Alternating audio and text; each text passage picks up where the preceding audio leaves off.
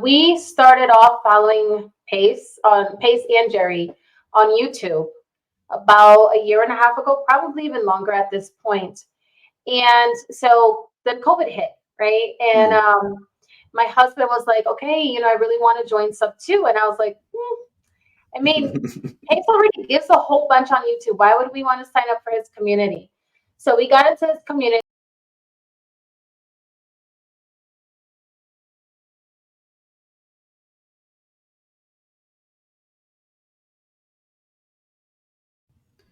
Hey, what up, everybody?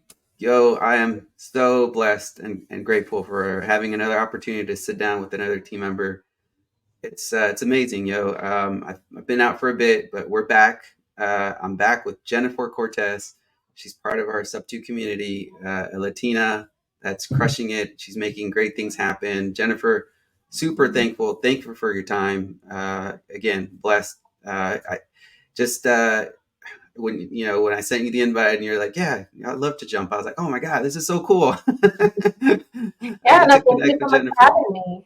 Yeah, thanks. Sorry for the long-winded intro, y'all. I'm just excited. When I get rock stars in our YouTube.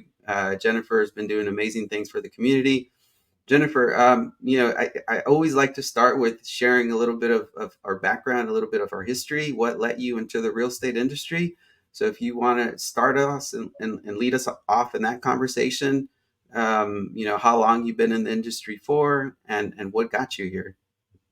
Yeah, absolutely. So, we started off following Pace and Jerry on YouTube about a year and a half ago, probably even longer at this point. And so the COVID hit, right? And Mm. my husband was like, okay, I really want to join SubTo. And I was like, I mean, Pace already gives a whole bunch on YouTube. Why would we want to sign up for his community? So we got into his community, and honestly, it was the best thing that we could have done. And I was trying to find where I would fit in, right? Because Mm. I always tell people I'm not a negotiator. I'm not a cold caller or anything like that. So I got led into being a transaction coordinator. So my husband is more of the face-to-face investor. He deals directly with the sellers, with the PMLs and things like that, and I handle more of the back, like the behind the scenes stuff. Mm. That's so cool. So who ended up like jumping all in? Was it both of y'all, like, or your husband was like, "Hey, we're gonna do this. We're gonna go all in," or how did that conversation go? I'm curious.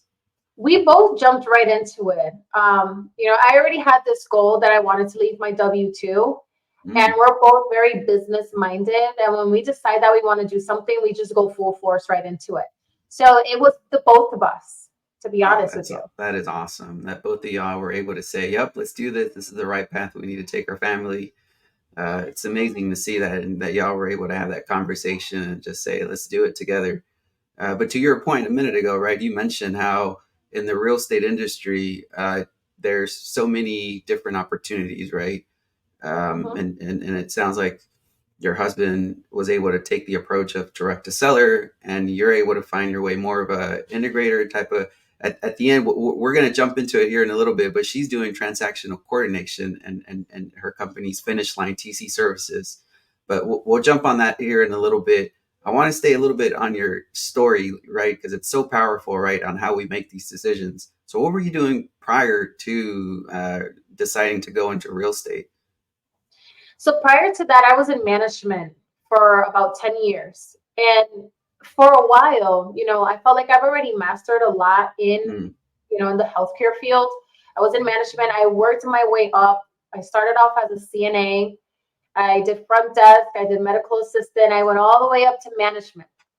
So, it got to the point in my life where I was like, I need to do something different. Like, I want to learn something else, something that Mm. has nothing to do with the healthcare field, right? Because I didn't want to just know one thing, right? We also had another business where we owned a trucking business, and I knew nothing about that industry, and I was able to get that business up and running, hire a whole bunch of people. So I knew that that was my strength. And so Nice. we also knew that when it comes to real estate, it's very lucrative. right? Mm-hmm. One of the biggest, like, one of the industries that is like top on the list for being extremely lucrative is real estate. There's a Right. lot of multimillionaires, a lot of billionaires. And if you look at their history, they're in real estate. So I think that that was like a perfect move for us, where like I think we both fit into that, that industry. Ah, that's so powerful. It resonates so much what you're saying, Jennifer, because I come from the healthcare background as well. I've been in the medical field for the past 18 years, Oh, and it gets to the point, right, where you kind of hone your craft, right, and you're like, yeah, I enjoy it, but I think there's something more, right? Because yes. yeah, could you go and start your own business? Yeah, can you go out and acquire your own business? That's another great opportunity, right? Acquiring other businesses that are in your niche. But then there's that real estate, right? And to your point, you look at everywhere, all the millionaires, all the multimillionaires, all the billionaires have real estate in their portfolio, right? And Yeah. and then there's so much earth, right? They're not making any more earth, so the sooner you could tap in, right, into buying, it's so powerful. Yeah, and I think a lot of us have the same goal, right? Is to have that generational wealth. Mm, And I mean, you look at a lot of businesses and you're like, okay, yes, I can pass that on to my children. But with every industry, it has its ups and its downs, right? But real estate, even though it has its ups and its downs, people are always buying, people are always selling, yeah, right? there's So a it's there. always going to be a thing. It's not going to go out of fashion, not like clothing or anything like that. Because we also had a clothing line before for athletics, Mm, and that it was okay, but we constantly had to travel all over the place, go to events and things like that, and that just was not suitable for our family because we had the baby, and it was very tough. yeah, it's a excellent point. You bring up family and how real estate, right? You could do a lot of not everything, but right, majority of stuff you can do virtually. Like I'm assuming your transactional coordination business, right? Like probably 99% of it is virtual, right? You're dealing with virtual clients. 100%, 100% 100%. online. Yeah, Yeah, so yeah, that is it's pretty neat. interesting. One of the reasons, and I always say this. So once I left, till COVID hit, right? I was working in the medical field. I was running a general surgery practice of like 30 people. I literally built that department up because when I came in, there was no barely any employees, no training materials, nothing, right? So I came in, built a whole bunch of training materials, hired a whole bunch of people, and the department was doing great. But that's when they started mandating the Oh, COVID yeah, the COVID vaccine, shots. Yeah. the booster. So I was pregnant with my daughter, and they were like, okay, they were telling everyone this was like across the board. They were laying a lot of people off. Either you take Mm, it or you don't. And if you don't, now you're going to get laid off. And so right. I had to make a decision that was best for me and say, I'm not going to do it. There aren't Mm, enough studies out there for you to tell me that this is safe. Right. yeah. So, from there, I was laid off. And then I started at another work from home job, but it was with insurance. Mm, It was a healthcare insurance. And that was great. However, I had no flexibility. I was working a lot of overtime, mm. which was great money. Yeah, so you're making good money. Right. But I got to the point in my life where I was like, okay, I rather take flexibility versus money because I Mm, need to be able to spend time with my kids. I need to be able to go pick them up when I want, not have to request time off, and just spend time with them. I couldn't go to their games. I was missing right. out a lot. Yeah, And that's then after like a few months of being in there, that's when I decided that I was going to quit because I was TCing already. I was multitasking and doing both. yeah, I love that. We always talk about, like, me and my wife, right? Always talk about balance, family and work, and how do you, right? There are those times where you do have to grind it out, right? To your point, I mean, it sounds like you went through that, right? You had this, you were multitasking, you were doing TC stuff, once you find kind of that opening, you're like, hey, this TC stuff looks like it's going to pan out, right? It's a good time for me to pivot. And kudos for you. That's exciting. I've been considering pivoting, but I still don't feel that I'm quite there yet. And one thing I told my wife, I was like, well, let's not rush the process. Let's keep kind of multitasking, right? Till we can find that space where we can say, okay, uh, we're gonna be all right. Yeah, and that's tough, right? Because it's a scary move to Mm, just leave a W-2 like that, where like you have that security. So then, okay, now I have to find my own clients. I have to network. I have to establish these relationships so that I can, so that I can get paid. Because if I don't do right. that, I mean, I don't have a boss that's going to pay me for 40 hours a week guaranteed. It's just not going to happen. Not when you're a business owner. So making Absolutely. that decision is extremely tough. And you just have to find the right moment to do it. Like there's other people that just up and leave their jobs, but they don't have a plan. Like they haven't, Mm. had something going, and it's really scary. But honestly, thank God, knock on wood, everything has been perfect. I have not had to look back ever. Yeah, no, it sounds, to your point, there has to be a plan in motion, right? You just can't. Yeah, I have a lot of faith, right? I'm very faithful, but at the same time, I think God puts that seed in you. It's like, hey, yeah, you need a plan. I'll guide you, but you need to put things in place for it to be, secure. So yeah, good Mhm. point. And you're talking about how, you're doing, finish line TCs growing.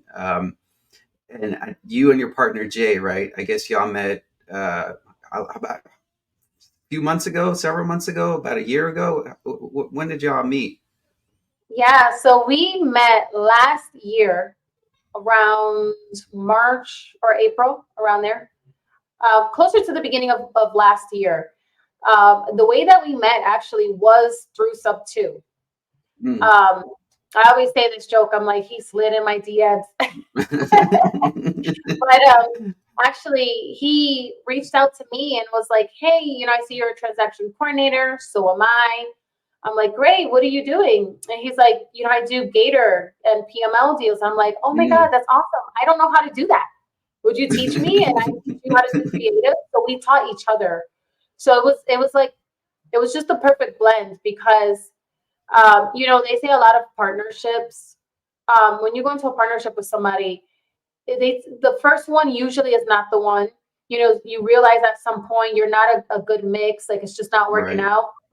But that has not happened. Like we have very similar personalities, and we're just go givers. And so we did that, and he started working with me for a bit, and he worked his way up, and now he's a partner in my business.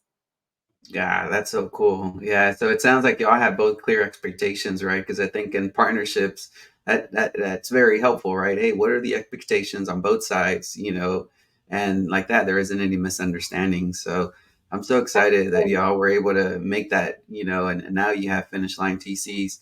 And just before we pivot into that, a transactional coordinator, if you were to describe right the role as a transactional coordinator, what would you describe that for some of them, some new members that don't know, or some new people that want to know about transactional coordinators? What is that? Yeah, so transaction coordinator is someone that's going to be on your team that's going to, take your deal to the finish line. And what does that mean? Mm, That means that we are there with your extra eyes, because we are not like the emotional person in the deal. We're someone from the outside looking in. So we're that liaison between you and the title company or the attorneys, and we're simply facilitating the transaction so that you guys, as the investor, can get the best outcome from the deal, right? Because sometimes, and I've seen this happen so many times, where investors will go directly to the title company or the attorney, and by the end of the deal, here we go, time for closing. It's set up as if it's a cash deal, and it's a creative deal, so it's set up completely different. And for someone that doesn't have the experience, they're just going to wire their funds and call it a day. They're done, right? So we are that second pair of eyes. We're Mm, that assistant to you, and we're really bringing the knowledge to the table, because that's another component to it, right? A transaction hmm. coordinator is not someone that's going to push papers around and, okay, sign this, sign that. No, we're bringing the education to the table as well as our experiences, because a lot of people on my Absolutely. team are also investors. So we see things, from the investor standpoint as well. Yeah, I love how you say that that there is that there's a huge difference, right, when it comes to paperwork from a cash transaction to a creative transaction, right?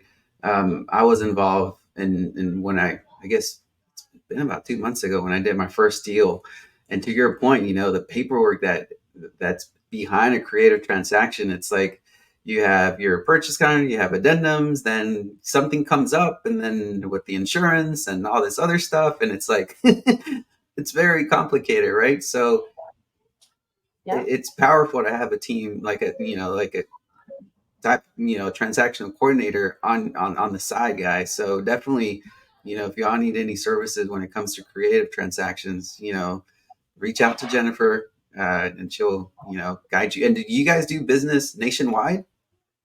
Yes, we do. We handle all 50 states, including Puerto Rico. Wow. Are y'all originally from Puerto Rico? I'm from Puerto Rico. Jay is not. Ah, okay. Nice, nice. Yeah, that's awesome. Puerto Rico. Jerry Norton, I know he lives out Yes. there. Yeah, we're actually going to be doing a meetup in Puerto Rico. My husband is part of the Puerto Rico SubTo Borinquen group. So we're going to be doing a meetup in June, and we, are going to see Jerry Norton and have some speakers there in Puerto Rico. Wow, congrats. That is awesome. Let me book my flight. When is this for? Oh, yes. Oh, yeah, I'll send you the details. That is so awesome. Yeah, so staying on the topic of transactional coordinators, right? We set the big difference, right, between cash and creative. But what about wholesalers? And you mentioned Gator lending, right, as in PMLs. I think there's also a big need, right? To your point, it sounds like y'all were doing right, having transactional coordinators for PMLs and Gators and wholesalers. Can you fill us in a little bit on that? Give us some information.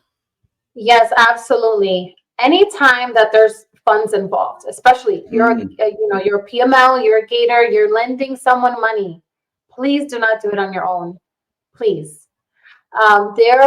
I've seen many, many times where people either take it upon themselves or have someone else's system that's not a transactional coordinator or an experienced transaction coordinator, and their paperwork is not done correctly. So they end up not being protected when it comes to these transactional deals. I've seen people not be secured in lien positions on properties, mm, right?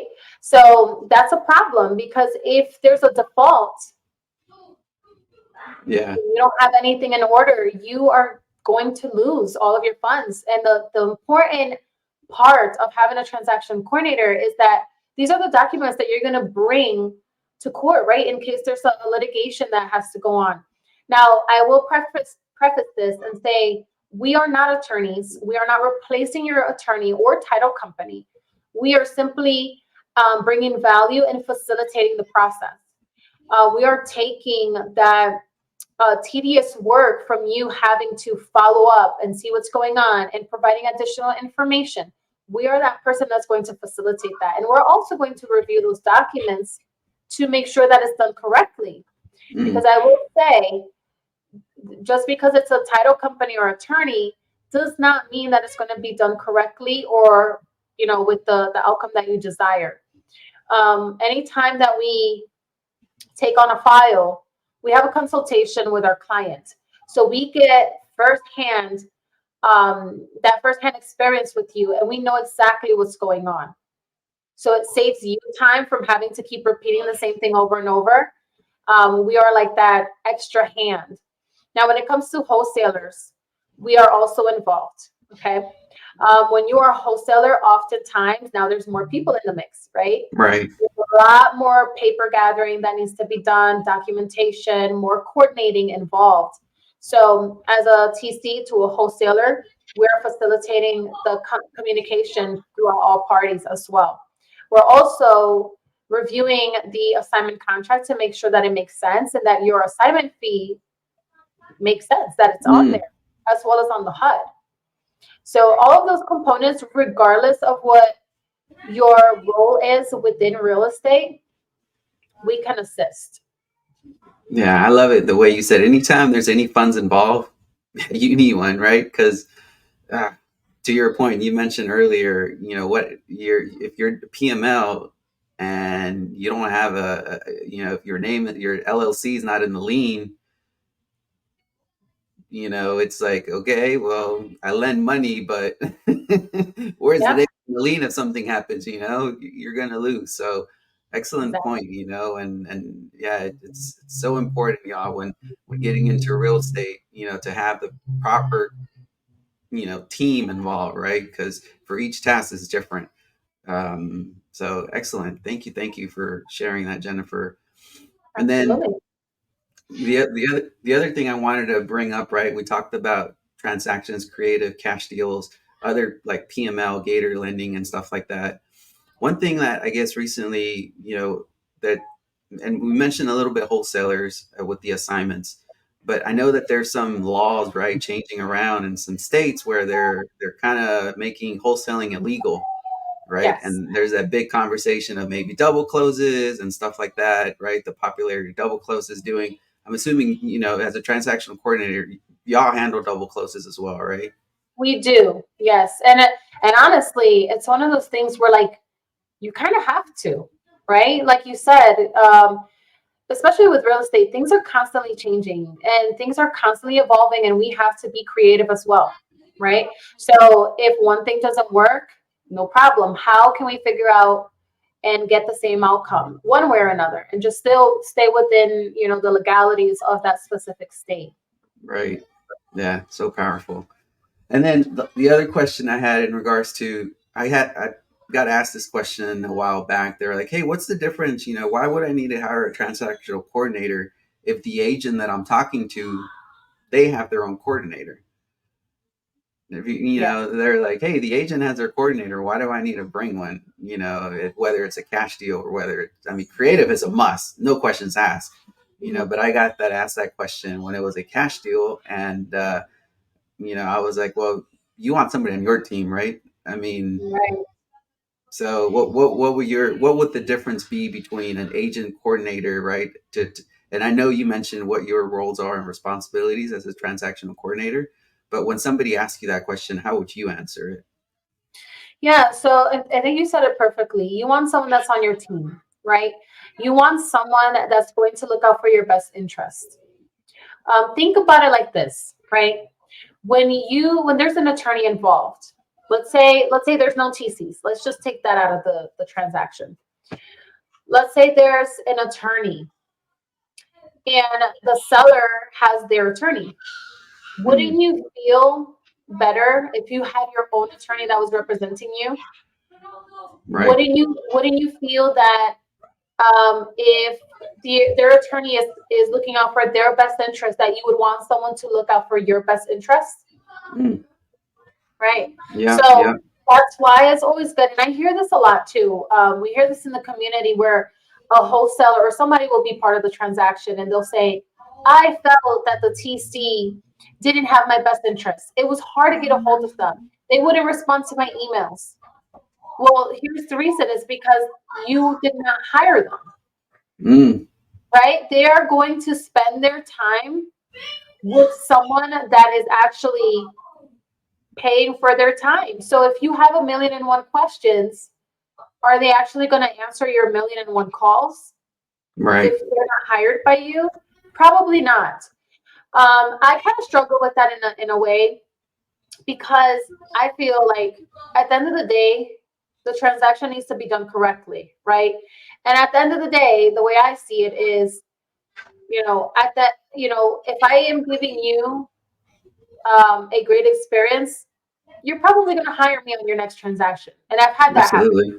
Yeah, and You not know, even that, right? You would refer that person as well, right? Because that right, value, you exceeded the expectations and value of what somebody would think a transactional coordinator would do. So yeah, you would vouch for them. Absolutely. Right, exactly. But I mean, everybody runs their business differently.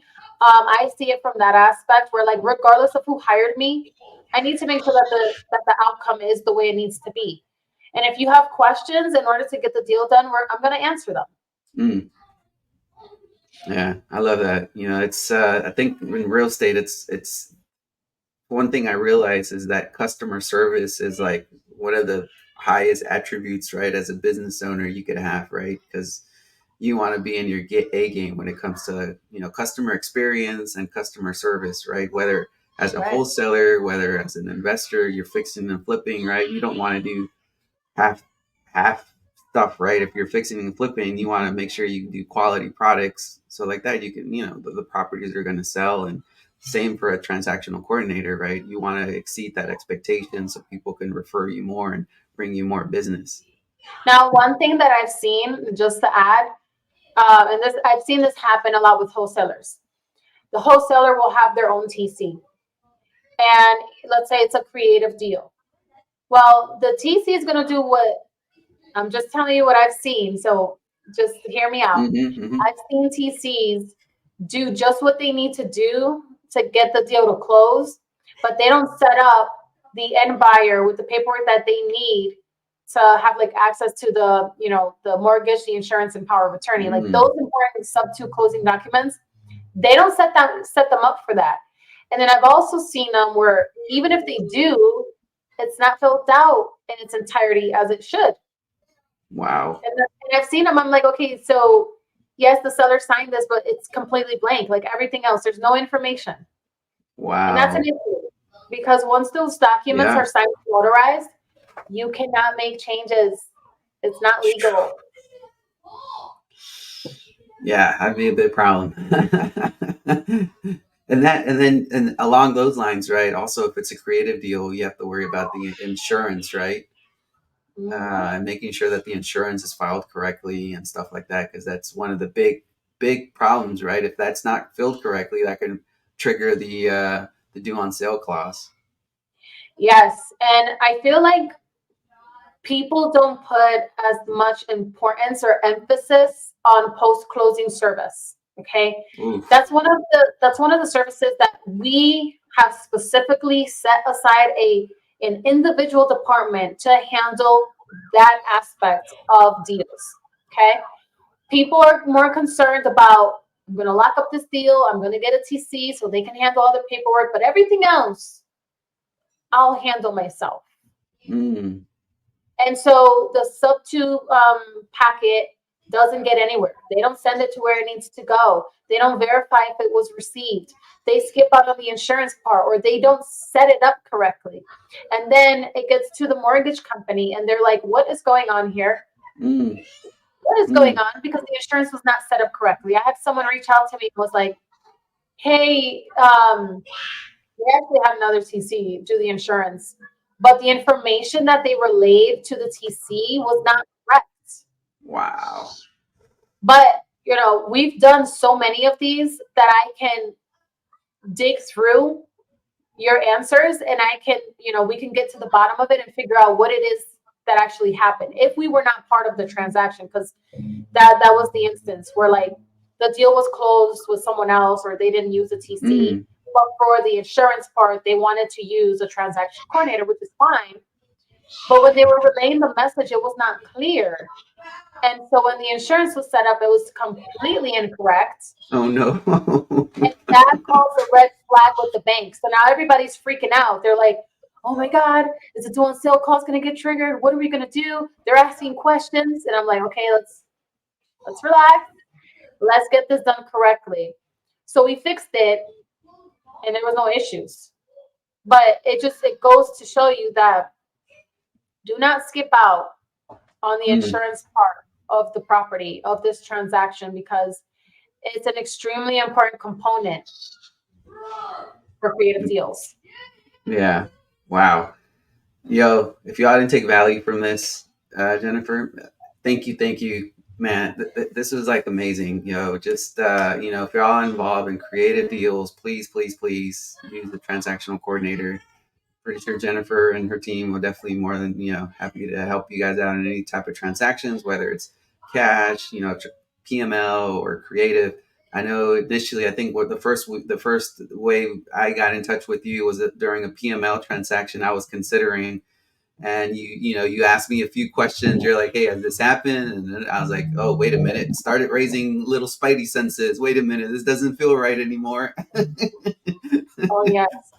And like, even so, we all know that with SubTo deals or creative deals in general, it always has its nuances, right? Well, so do PML deals. There are so many nuances, and like people need funding for like different things. So like there's no, how do I say this? There's no like straightforward process because every situation is different and it's unique. So like certain paperwork that we might request on one PML deal will be different from another PML deal. And so we've, have enough experience at this point to just dig through and like really get down and really granular where like you as the lender, you may not think about certain things.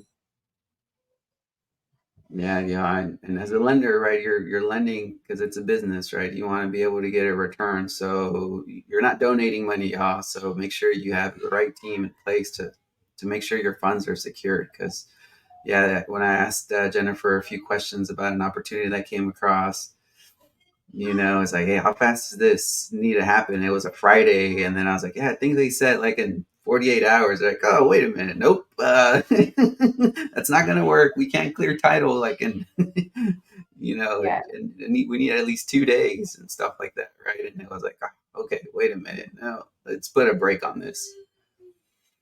Yeah. So yeah, well, Jennifer, I really much appreciate your time. I value it. I definitely, thank you for taking time away from your family, from your work, to spend time here with me and sharing your journey and sharing the amazing stuff you're doing with Jay and Finish Line.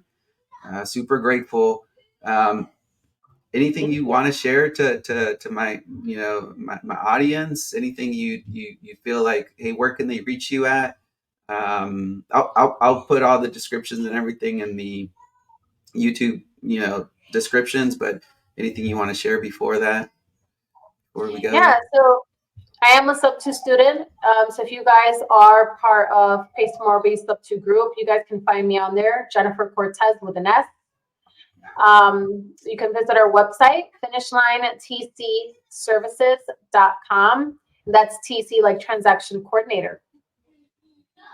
Awesome, Jennifer. Again, thank you. Super grateful to have you, and definitely look forward to chatting down the road.